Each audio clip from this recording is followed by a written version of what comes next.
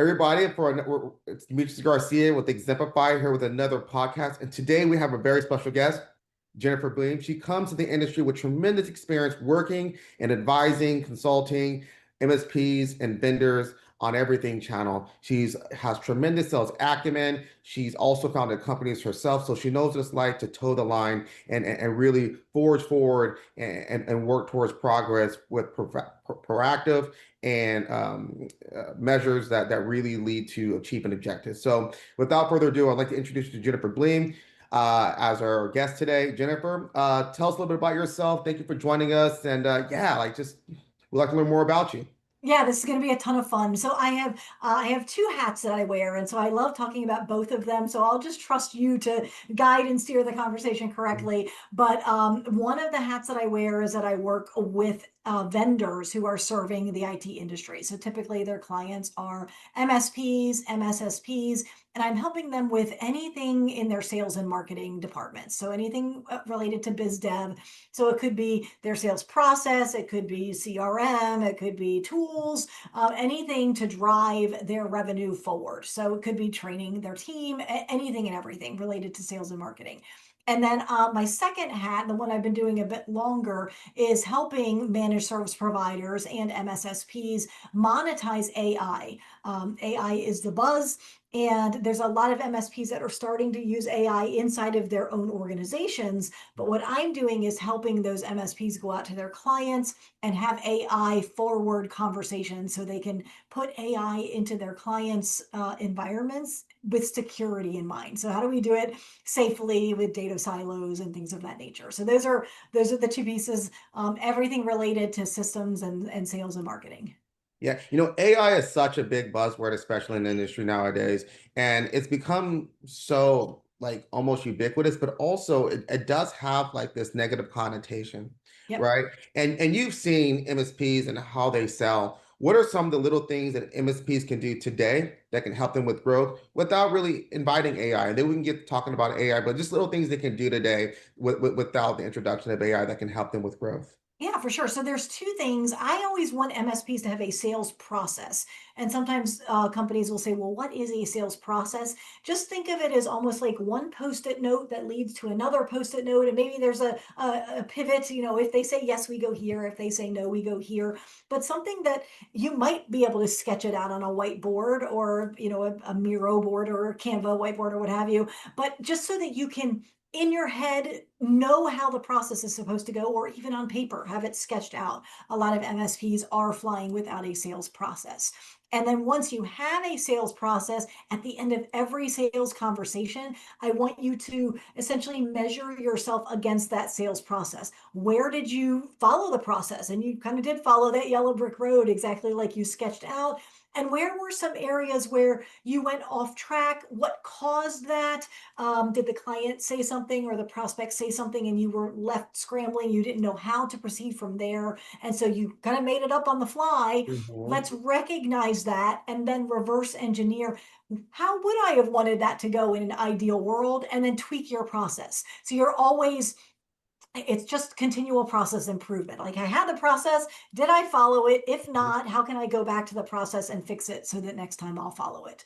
And so if that's the only two things that you do with your next, let's say 6 or 8 sales calls, you have to get better because you're being purposeful about it instead of just relying on a bit of muscle memory. Yeah, no, absolutely. I kind of call it pattern recognition, right? In Yes. sales, knowing how to pivot and learning how to not say no, right? Yeah. Sometimes you get asked a question, intuitively, your response is no, we can't do that. But what we can say sometimes in sales is, have you ever considered this? Right. Or help me understand why that's important. Or is Mhm. that a deal breaker? Because maybe I really can't do it. And so that no is sort of where the conversation ends. Like if I say no, you're going to have to really scramble to come up with the next question or the next thing to say. Whereas if you're able to tactfully turn that into another question, or one of my favorites is, I've no one's ever told me that before. Mhm. I'm really curious. What made you say that now? Mhm. Even something like that, just to kind of crack it open a little bit in the hopes that the conversation can keep going. No, absolutely. Just knowing how to pivot, be flexible, and Yep. understand you don't know what you don't know. And sometimes you don't know that maybe perhaps what they're looking for, right, may not necessarily be a need. It may be a nice to have. Yes. Agreed. Right. So, so in that same vein, from you talked a little about AI. Where do you see kind of AI fitting in the fold of helping them, in this sales process, and maybe even being a cure for not really having, the ability to pivot as a strength when it comes to sales? So it's interesting. Maybe 5, 6 years ago, a lot of MSPs were leading with cybersecurity. And when they led with cybersecurity, that positioned them as a difference. So, like, okay, you're unique. You have something different to talk about than maybe the incumbent, or maybe you've never talked to me about it before if I'm the client. And so that is a similar movement that I'm seeing with AI, where MSPs can lead with AI, whereas leading with, should we, move your server to the cloud, or are your printers printing, or Mhm. even leading with cybersecurity anymore, it's kind of commoditized. It's still a little bit of a difference maker, but largely most MSPs are rolling security into their offering. So now how do you position yourself? And just to be clear, we're not looking for something to sell just to make ourselves different. We're leading with AI because your clients want it. There was a study done this summer by the U.S. Chamber of Commerce, and they found out that 96% of small businesses are planning to execute on AI this calendar year, 2025. Mhm. So, like, how do we go up from 96%? There's not a whole lot of movement there, but Mhm. that tells me that likely in 2026, it's going to be the majority of your clients, the majority of the people in a networking meeting want direction with AI, but they're overwhelmed. They don't know what it looks like. They don't know where to start. The more savvy companies are concerned about data privacy and IP leakage and things like that.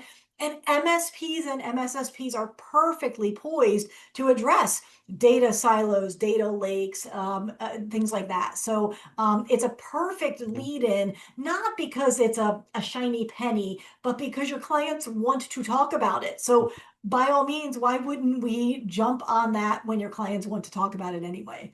And from your perspective, what's the easiest place they can start with AI? Yeah, so if you're feeling behind, the easiest thing to do is to block your calendar for 3 or 4 hours and just dive in.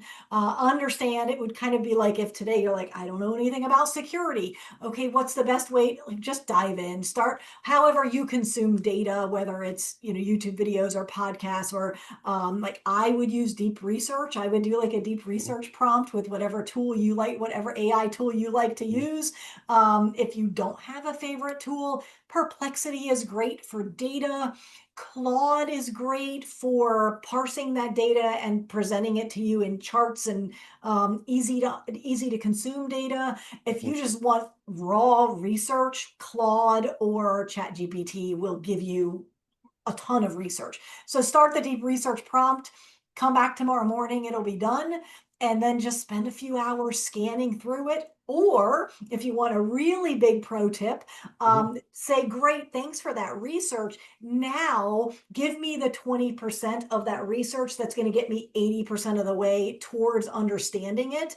And now you've just condensed your learning time significantly. It's very meta. We're learning about AI by using AI to do it with us and for us. Absolutely. The one thing that we do internally at xAmplify is we provide them like the chat GPT version for the channels. We have this AI, agentic AI called Oliver. And what it Nice. does is it synthesizes data and it puts it into emails, into charts that they can then send to their prospects. So Perfect. we all have writer's blocks, Jennifer. I've written tons, especially having a legal background. I've written a lot. And even with all that experience in writing, I still get writer's blocks and I still sometimes miss the mark with writing to the audience that I'm sending my information to correctly, right? In the right tone. So, what we've done internally is we try to also help mitigate that writer's block, but also help them craft um, uh, work product that is directed to their audience, right? But again, we're definitely at the beginning of how AI is affecting and changing the industry.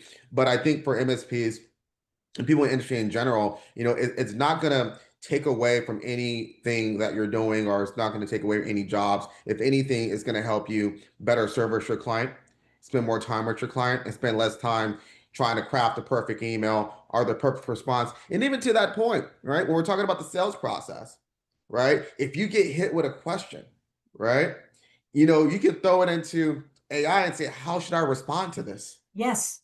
Or you program AI, an agent, hey, every morning at 7 a.m., I want you to Slack me or Teams me one sales objection. And so Mhm. you every morning they send it to you, it sends it to you at 7. You get in at 7:30 or 8, you glance at the sales objection. I would encourage you to practice out loud because it always sounds easy up here. Oh, I would just say, no, say it out loud. Mhm. And if you only have 10 objections, because you probably do only have 7 to 10 objections, Mhm. you can roll through those out loud once a day. And inside of 2 weeks, you've practiced every objection and you can just cycle through those. So you're never caught flat footed unless it's a really weird objection. Like I did get once, I can't make a buying decision because Mercury is in retrograde. I didn't know what to do with that. That was a new one for me. And so, I tried to say, okay, well, when should let's schedule an appointment, whatever. So it's never going to handle 100% of the objections, but as a professional Yeah. seller or founder or account manager, train yourself. Like there's no excuses anymore to be like, we don't have a massive training budget. Just think outside of the box a little bit and see how can I use technology to train myself.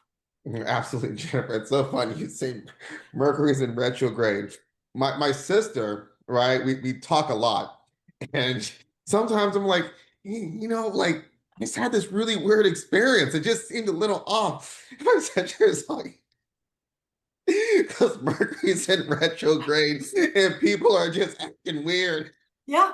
Apparently, you're not supposed to make decisions when Mercury is in retrograde because they're doomed to failure or something. I don't really know. Someone can make a comment on the podcast and educate me just because I don't know. I don't know anything about that. I don't So know anything about it either. When my sister tells me it, it's like she's triggering me, right? Like, yeah, because I'm pretty, pretty grounded and logical and how I right. kind of, Same. assess the world around me. I'm like, what the hell does Mercury have to do with anything, right? I can explain it. Like I had to Google me, what does it mean when Mercury is in retrograde? So I understand what it means scientifically. I Mhm. don't understand what that means, like from a vibrational resonance or Yeah, electric yeah. typing, or like I just don't know. I'm not saying you're wrong. It's not the way that I make decisions. So that was a tough one for me. Yeah. So, you do wear many hats, right? You're a mom, you like Marvel, you love board games, right? How, does your real life, how does that translate to how you work with your clients, right? Because you seem very well-rounded, very fun person. How does that translate into how you engage and work with your clients? Okay, so I right now my youngest is home from college for his winter break, and we've taught all of our kids to play chess. At one point in time, I could beat them. Now I can no longer beat any of my. That's not true. Every once in a while, I can beat one, and but I know I'm going to lose. At a certain point in the game, it's like I'm down pieces. My position is awful. I suck at the long game. Like it's just all the things. So I'm like, but. I'm not going down without a fight. And Hmm. that's what I carry into my conversations with my clients because if I'm going to lose, but I'm going to end up taking almost every one of my son's pieces. And, it might be that I'm taking a pawn and he's got a queen or rook and Yeah.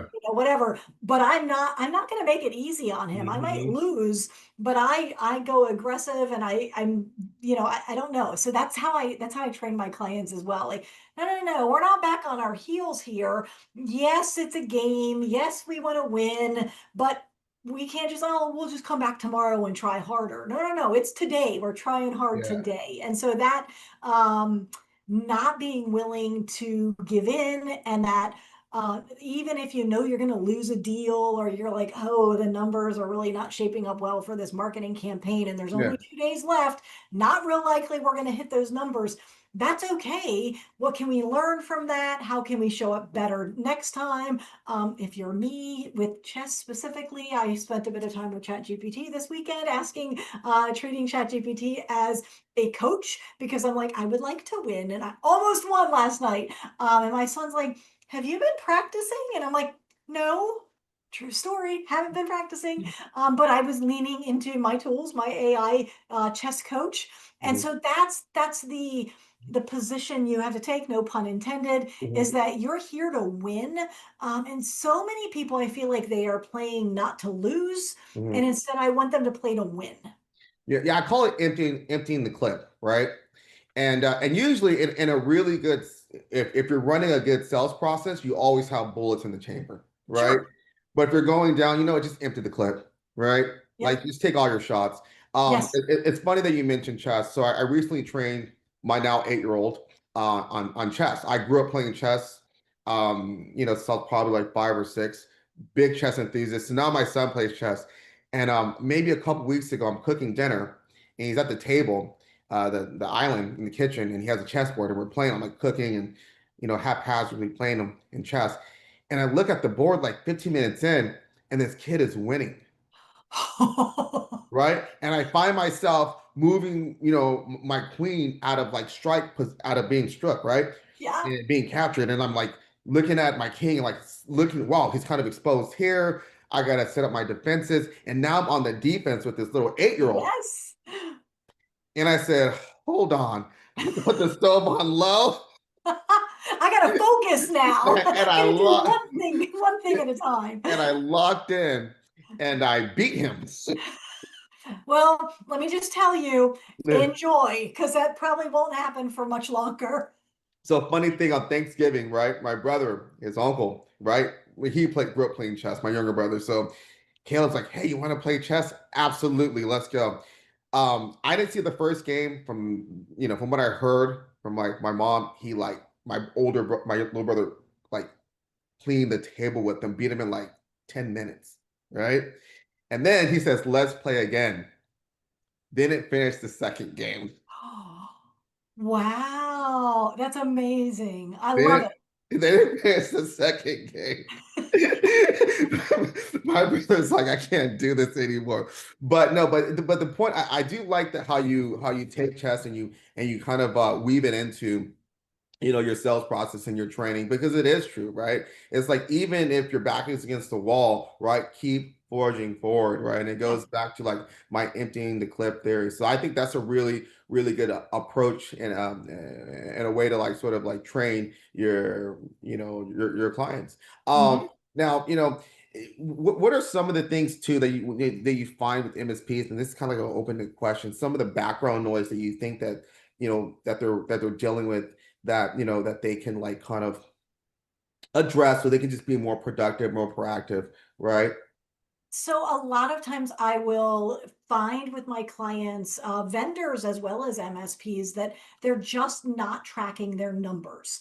And a lot of times it's because of the noise. It's that outside pressure. It's there's this like, I have the never ending to-do list. Mhm. Someone that I follow says something like, straight A students make really bad business owners, because straight A students have the to-do list and they're told what to do. They don't really strategize what to do. And so I see that with a lot of founders in the vendor side as well as MSPs, is that because of the noise, MSP, it's tickets. But sometimes the smaller vendors are wearing just as many hats as the MSPs are. They usually have more clients than an MSP has, so they have more humans, striving for their attention, and submitting tickets and all the things, that sometimes those fundamentals, like tracking your metrics, what's your Mhm. close rate, what's your pipeline look like, how many leads are in the pipeline, how many contacts have reached out to us, how many have we not followed up with from the trade show 3 weeks ago, like all of those things that's the gasoline that makes the engine go.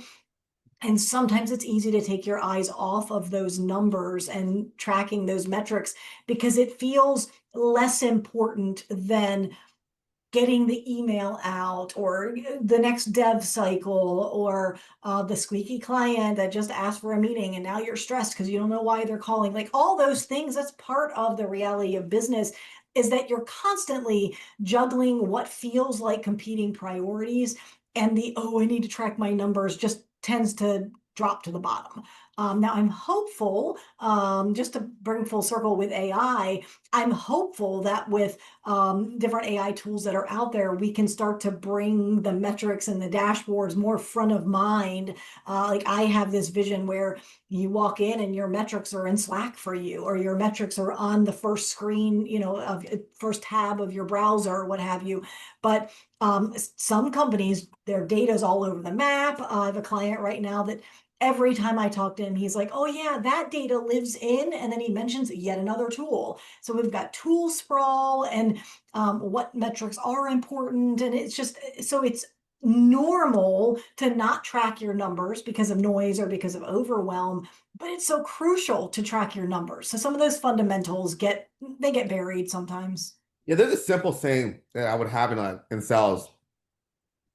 What doesn't get measured doesn't get managed, right? And Mhm. sometimes that's like the key to success is looking at the metrics, look at what's working, what's not working, where can I lean in and improve, what do I got to change? And that's a lot different from being task oriented and following a script, right? Yeah. Even with like sales pitches, with my sales guys, like, hey, this is a script, but this is not for you to memorize and say. This is just Yes. an example of how the conversation should flow. You should be Sure. having a conversation.